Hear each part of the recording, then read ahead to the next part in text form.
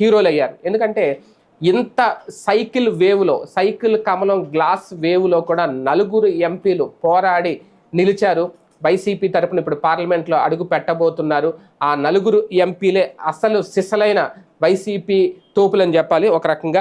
YCP నుంచి గెలిచిన నలుగురు ఎంపీల మెజార్టీ కూడా చూసుకుంటే తక్కువ మెజార్టీ వచ్చినా సరే గెలుపొందడం అనేది ఇక్కడ చాలా కీలకం. కాబట్టి రాజంపేట నుంచి మిథున్ రెడ్డి 76,071 ఓట్ల మెజార్టీతో, చాలా గతంతో పోలిస్తే చాలా తక్కువ మెజార్టీతో ఆయన గెలుపొందారు. ఇక్కడ కిరణ్ కుమార్ రెడ్డి ఈయన మీద కూటమి అభ్యర్థిగా బీజేపీ తరఫు నుంచి బరిలోకి దిగారు. 76,000 ఓట్లు అంటే ఎంపీ స్థానం కాబట్టి చాలా తక్కువ స్థానం. అలాగే ఈయన ఒక రకంగా ఈ నలుగురిలో ఈయనే ఫస్ట్ ప్లేస్.